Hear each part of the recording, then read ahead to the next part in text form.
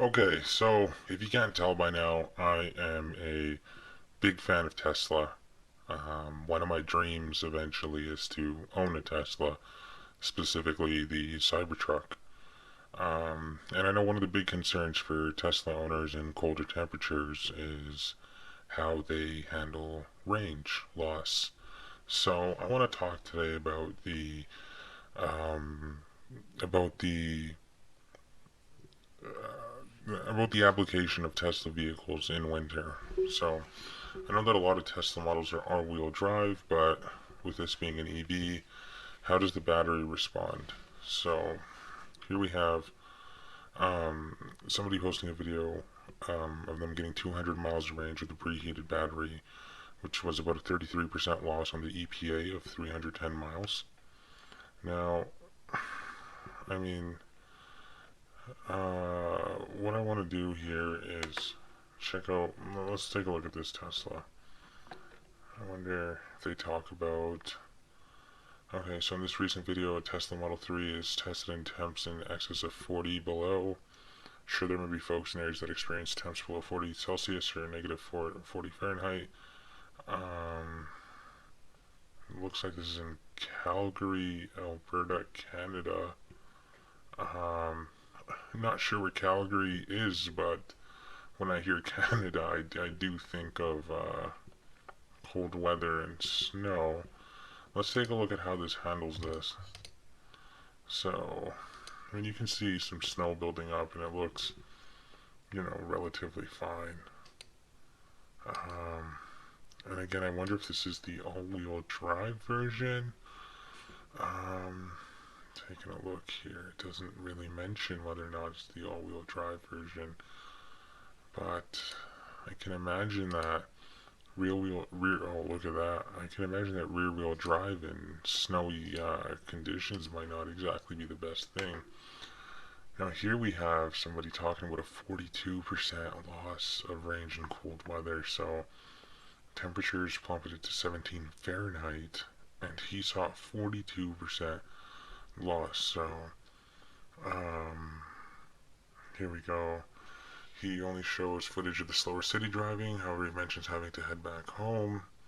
Um, so he didn't talk about if he had to take the car on the freeway, how he drove the car, if he preconditioned it, or if the tires were full.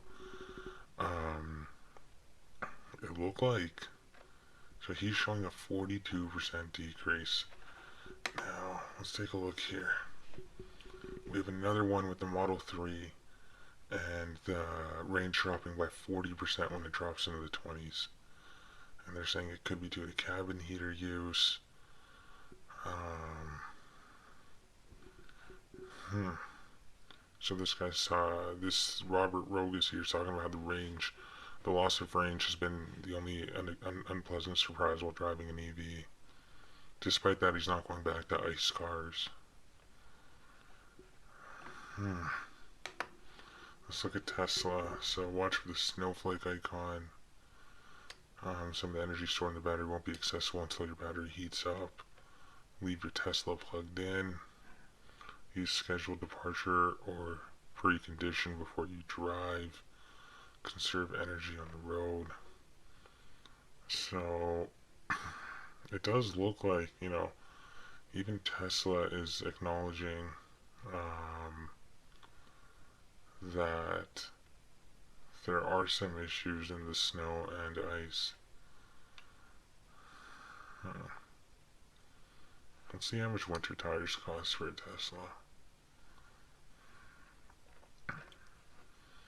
Corded mobile connector, cargo mats, sweatshirt, all weather mats,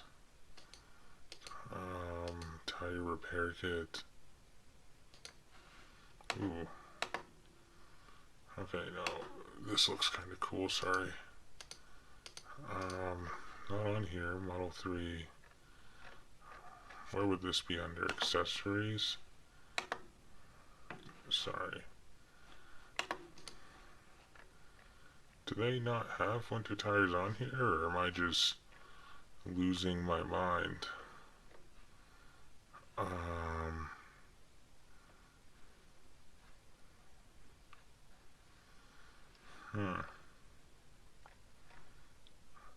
Sorry, I'm just getting a little caught off guard by the, okay. Whoa. Oh, Jesus. Whoa.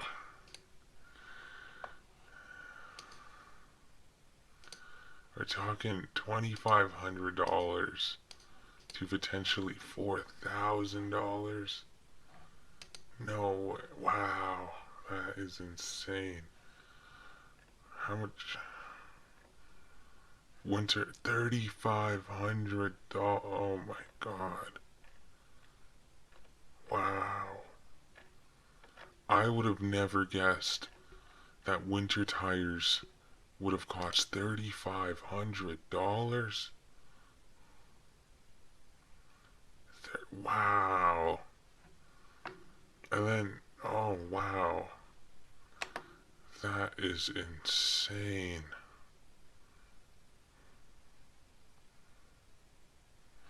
Sorry, I'll take a look at that model there. Wow.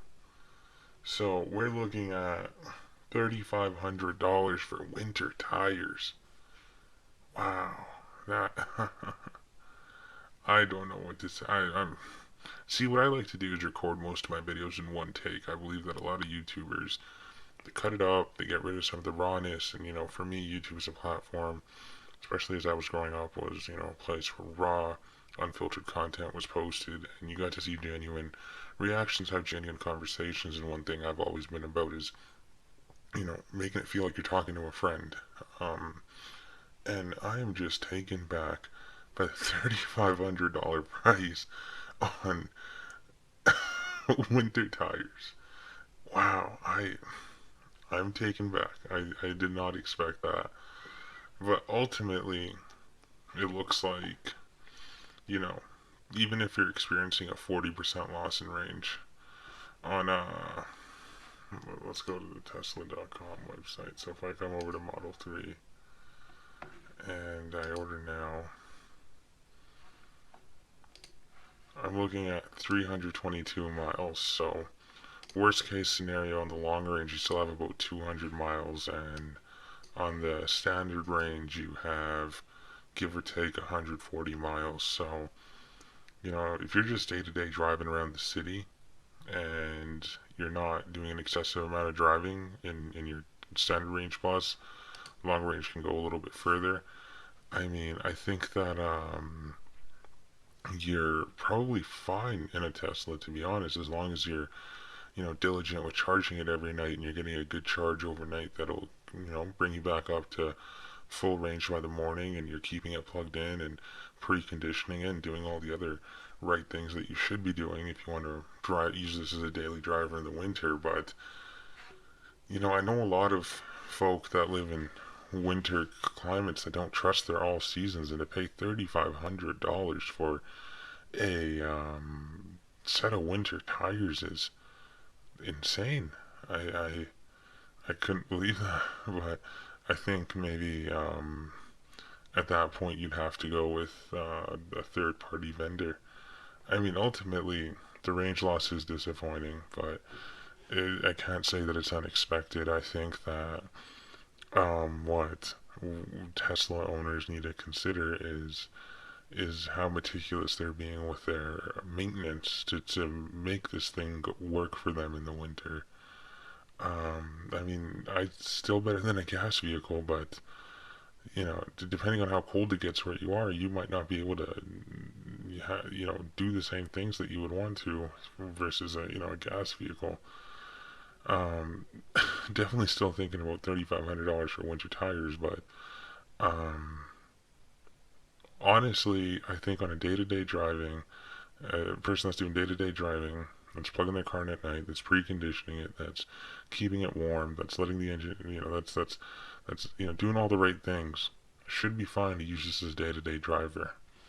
But I don't know. Maybe there's somebody watching this video right now that has owned a Tesla, that has owned it in winter conditions, and could enlighten me a little bit more about how they felt about their Tesla in the winter. But for now, I still don't see why you wouldn't, especially with the Cybertruck. Especially with the Cybertruck. I mean, when this thing comes out, it is going to be insane. Insane, I'm telling you. Cybertruck. I mean, let's take a look. On the dual motor,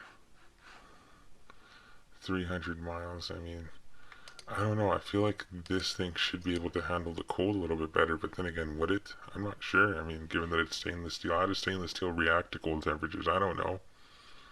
I mean, let me know. What do you guys think? Should Tesla be taking a closer look at building something that could, withstand colder temperatures better, or, are they doing the right thing, or, how is your Tesla treating you in the winter? Let me know. I am curious, and also if anyone could explain to me why winter tires cost 3,500, that would be great as well. Thank you.